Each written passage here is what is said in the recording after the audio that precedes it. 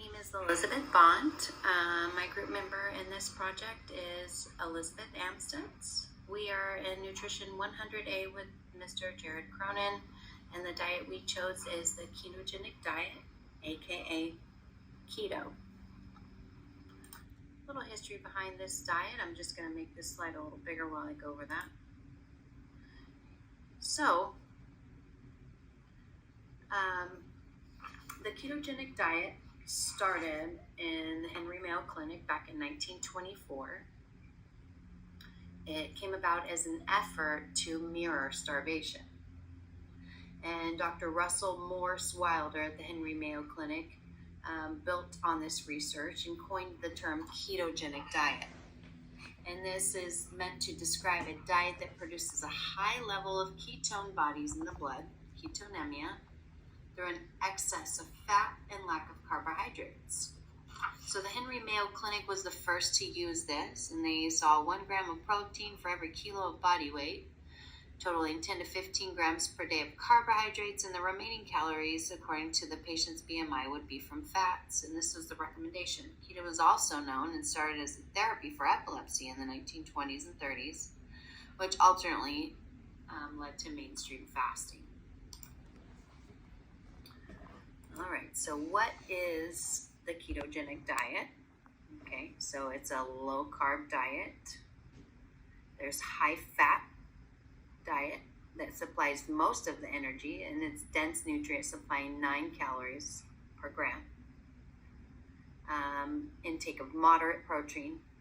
And keto usually takes about 2 to 3 weeks to start burning fat. So this is a diet in high fat and low in carbohydrates, aka sugars. It causes the body to break down fat into molecules called ketones. Ketones circulate in the blood and become the main source of energy for many cells in our body. A ketogenic diet is used to treat some types of epilepsy, like I mentioned in the last slide, and is being studied in the treatments of some types of cancer. Okay. So,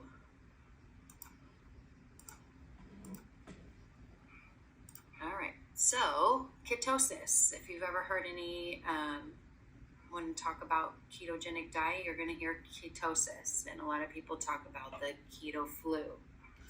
So, ketosis is a process. It's a metabolic state that occurs when your body burns fat for energy instead of glucose. Glucose meaning sugar. The keto diet has many possible benefits, including potential weight loss, increased energy, and treating chronic illness. However, the diet can produce side effects, including keto breath, constipation. So ketosis is a process that occurs when your body uses fat as its natural main fuel source. Normally, your body uses sugar, glucose, as a key energy source. You typically get glucose in your diet by eating carbohydrates, so glucose, and then uses that glucose as fuel. Your liver stores the rest and releases it as needed. When your carb intake is very low, the glucose stores drain down. Since your body doesn't have enough carbs to burn for energy, it burns fat instead. As your body breaks down fat, it produces a compound called ketones. The ketones, or ketone bodies, become your body and brain's main source of energy. The fat your body uses to create ketones may come from your diet, or it may come from your body's fat stores.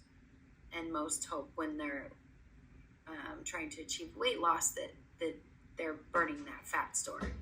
Your liver produces a small amount of ketones on its own, but when your glucose levels decrease, your insulin level also decreases. This causes your liver to ramp up the production of ketones to ensure that you can provide enough energy for your brain. Therefore, your blood has a high level of ketones during ketosis. And again, like I mentioned earlier, you get that keto breath and the keto flu, which definitely actually just feels like the flu. You feel achy, you feel chills, you feel sick all over. It's not a wonderful feeling from what I hear. I've personally never been in ketosis, but from what I hear, it's not great.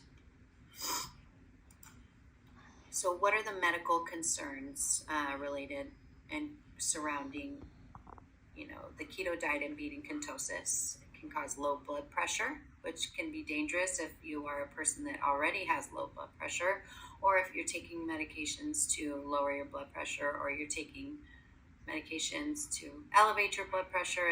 This can kind of throw your body into a little chaotic state. Also, constipation is one of the big ones,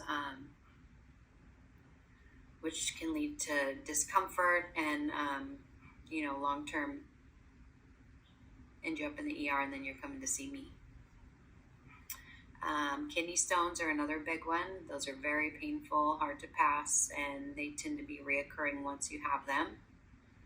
I'm going to make this slide a little bigger so we can see some of this other stuff here. So we have nutrient deficiencies related to ketosis. It's a metabolic process when the body does not have enough glucose for energy again, and it burns stored fats instead. This in turn builds up acids called ketones in the body. Keto can be low in vitamins and minerals, and overall body health. In the body needs grains, fruits, beans, and certain minerals to be healthy. So this diet is typically used as short-term diet. It's definitely not healthy for long-term. Okay? So what do cardiologists say about the keto diet? I just want to touch on this a little bit because there's a risk for heart health because it tends to elevate your cholesterol because you're eating a lot of high-fat products. So Dr. Ostfeld says that the problems with the keto diet is it can cause arrhythmias, which is an abnormal rhythm of the heart, which can be very dangerous. Mineral deficiencies, which can lead to, poor circulation to extremities and yellowing nails, brittle nails, hair loss, brittle hair. Also cardiomyopathy, which is a big one. Fractures and kidney stones. I mentioned kidney stones already, but bone fracture. So an older person doing this diet, that could be very detrimental. And he just stated that he doesn't think that ketogenic diet is your friend. And as a cardiologist, recommends that patients absolutely never do this diet. So that's Dr. Ostfeld. All right, so let's move on along. So here we go. So the body types that benefit from keto are small, medium frame body type. Energy that fluctuates, so up and down, low and high energy. If you have medical conditions like diabetes, prediabetes, or insulin resistance, this can be a good diet for you. And people who struggle to lose weight other ways have ended up trying this diet. I'm going to blow this up just for a second so you can see. Okay, so moving on to the next slide here.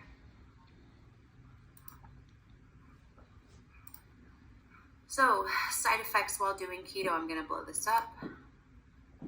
So, like I said, hair loss, high cholesterol, that'll put you on prescription medication like statins, which taking prescription medication long-term is never recommended. It's always better to not. The flu-like feeling when in ketosis, we talked about that. Excessive thirst, fatigue, hunger, tachycardia, which is an elevated heart rate, and that can be very dangerous if you also have an arrhythmia like AFib, like I mentioned in the last lab. AFib along with tachycardia can throw you into AFib, RVR, and then you're in the ER, and we are moving you along pretty fast. This kind of heart rhythm with the heart rate can turn into congestive heart failure. It can be very dangerous. It can also cause confusion, anxiety, irritability, so the people around you may not like you very well. Headache, brain fog, you may not be functioning very well at work. Long-term effects would be kidney stones and osteoporosis and liver disease, so those are all bad. Kidney stones are very painful. Osteoporosis, there goes your bones, and then liver disease, well, we need our liver. And those that should not ever do the keto diet are pregnant, of course, breastfeeding women, and people with history of eating disorders, and this diet is high in saturated fats that can lead to heart disease. Okay, so again, big effects on your heart, like that cardiologist Osfeld says. Don't do this diet. However, some people lose weight on it. I wouldn't recommend it long term. Maybe if it's a short term to get you jump start on your diet, and then maybe move into something like intermittent fasting with healthy eating. We do need a little carbs in our life.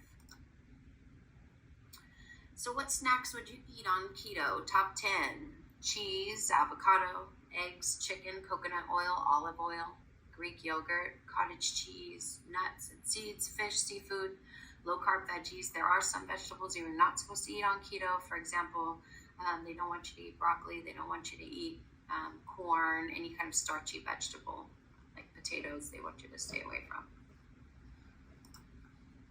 What foods to avoid while on keto? Obviously, this nice picture here, we would avoid those foods on any diet, I believe, but they want you to avoid bread, sugar, grains, starchy vegetables, like I mentioned, wine, beer, basically any kind of food that's going to turn into sugar as it breaks down in the body. All right, this is a healthy day in the life on keto. This is a lady eating her keto salad, very happy, and then this is a happy person that has lost weight on keto. That's what we're going with there. Just a little visual for you. This is a visual of typical breakfast, lunch, and dinner type of meals on keto. Obviously, a lot of people on keto, they eat eggs for breakfast. However, you got to watch your cholesterol there. And then there's cheese and fruit here at lunchtime, and then at dinner you're having a nice big slab of steak and some vegetables while on this diet. I've personally dabbled around in keto, but I do what's called dirty keto. I try to eat all the fruits and vegetables because I feel that it's necessary, and I try to avoid complex carbohydrates, but I do eat some carbohydrates because I think it's important. You just don't feel great when you don't eat them. I like to incorporate intermittent fasting along with my dirty keto, and that's where I have success as far as feeling good. But again, I don't cut out all carbohydrates, and I eat all fruits and vegetables when doing the keto diet. I also try to avoid big slabs of steak like the one pictured here. That would be in very moderation. I would try to eat more fish and lean chicken, which is more health beneficial. Also, lots of shrimp and seafood you can eat on the keto diet. So I'll just end with the reference page here. So this concludes the presentation here. I'll blow this up so you can see if you would like to refer back to any of these references we used for our slides.